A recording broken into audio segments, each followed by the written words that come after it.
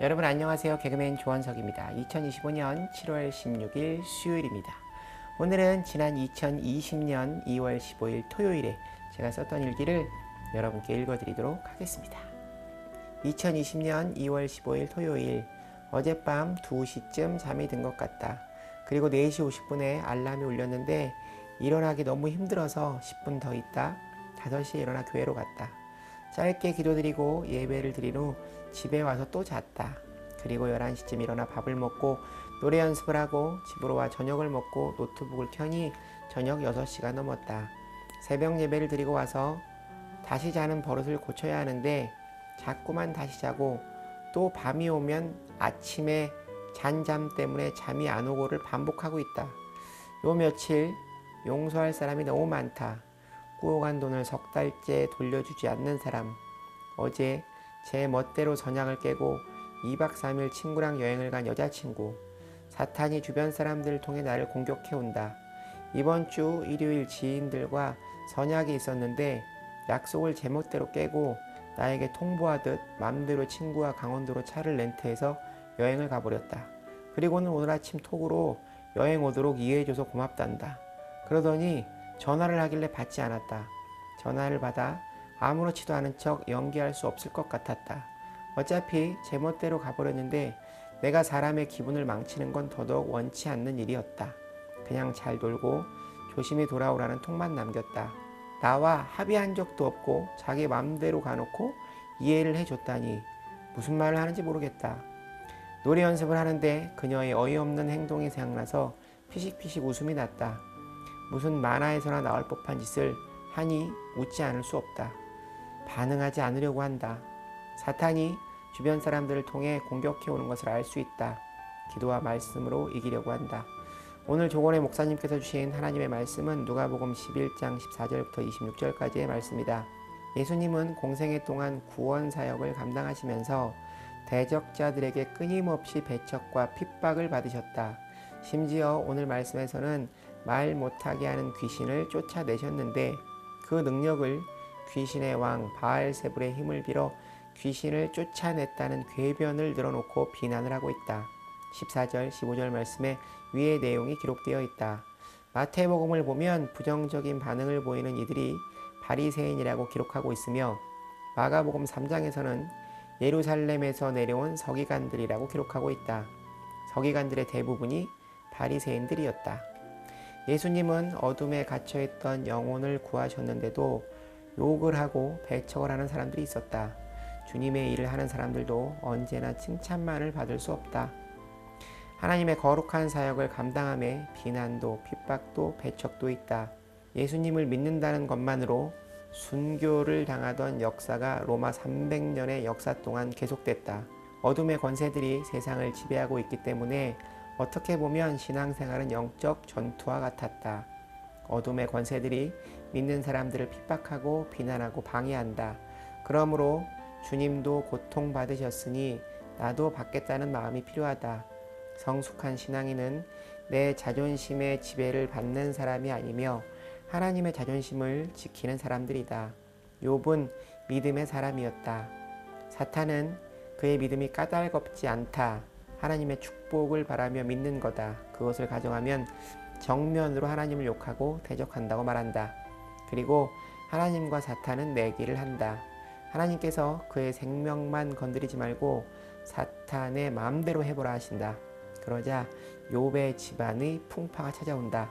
10자녀가 죽고 재산이 사라지고 아내가 욕하고 떠나고 몸에 욕창이 나서 기왓장으로 몸을 긁어야 하고 친구들은 위로하러 왔다가 정죄의 화살을 쏘아대고 그 고난은 이루 말할 수 없었다.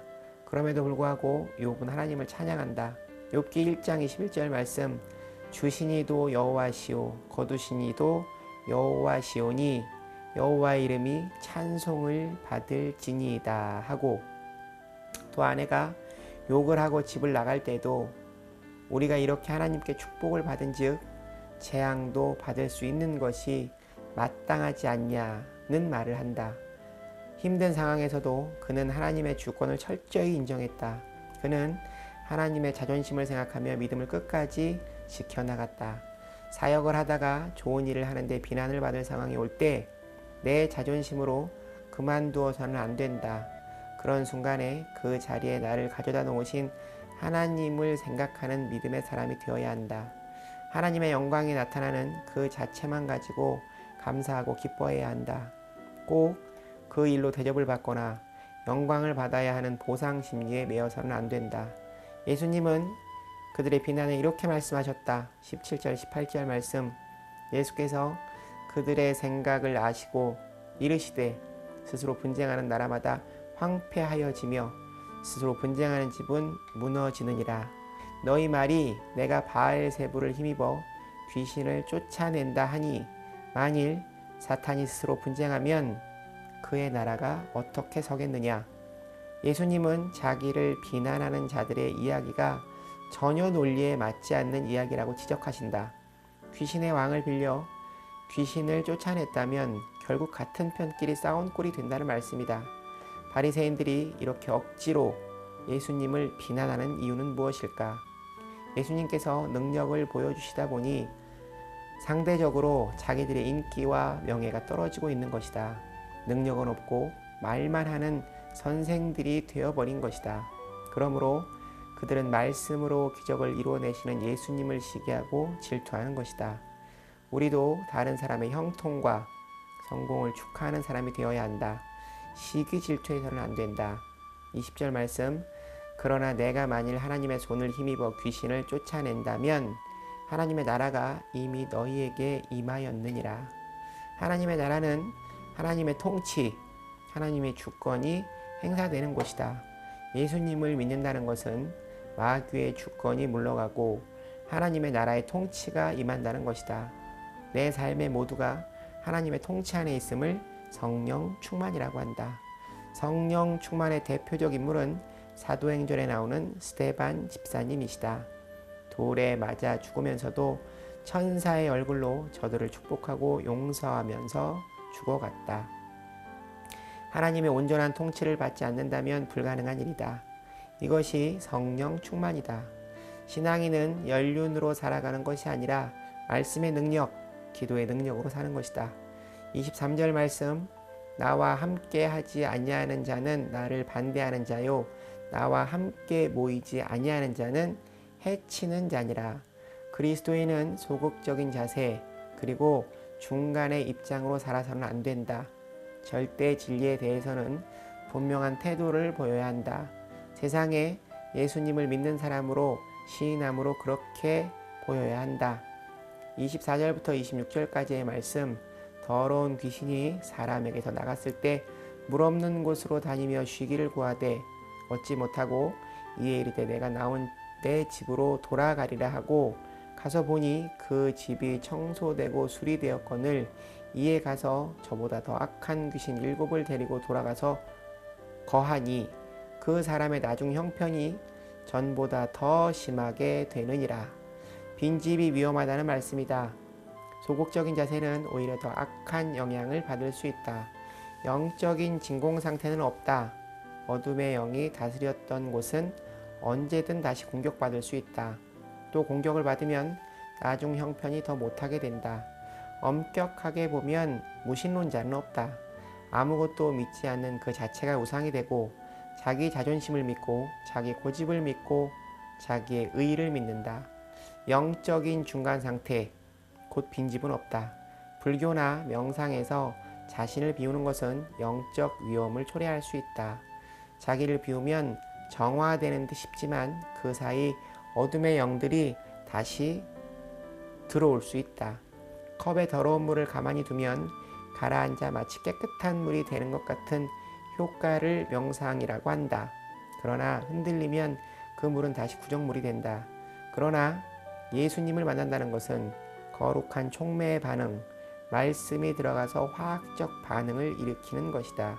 끊임없이 말씀을 넣음으로 구정물이 맑은 물이 되는 질적인 변화의 역사가 일어나는 것이다. 최대의 방어는 공격이다라는 말처럼 언제나 깨어서 말씀과 기도로 내 영을 변화시켜야 한다. 먹고 마시고 자는 세상적인 쉼이 휴식이 될 수 없다. 적극적인 쉼은 적극적인 사랑의 봉사이다. 봉사를 통해 내 마음과 영혼의 쉼, 그리고 하나님께서 채워주시는 은혜가 있다. 아멘. 말씀을 다 정리하고 나니 저녁 8시가 되었다. 이제 주변 정리를 하고 운동을 좀 하고 일찍 잠자리에 들어야겠다. 내일은 교회 식당에 밥 하시는 분이 안 계실 수도 있어서 내가 밥을 해야 할지도 모른다. 그래서 8시 1부 예배를 드리고 바로 식당으로 가야 한다. 난 오늘 빈집의 귀신 이야기가 너무 무섭다. 내 주변에 믿다가 믿지 않음으로 정말 이상한 사람이 되는 사람들을 많이 보았다. 내가 그렇게 될까 두렵다. 난 절대 내 영혼의 근육을 늘 말씀과 기도로 단련하여 하나님 꼭 붙들고 살 것이다. 난 잘 안다. 어둠의 영이 지배하는 세상을. 하나님, 저에게 좋은 믿음, 큰 믿음을 주시고 저를 꼭 붙들어 주시옵소서. 보이지 않는 영의 세계를 인지하며 살아갈 수 있다는 것도 저는 큰 축복이라고 생각합니다.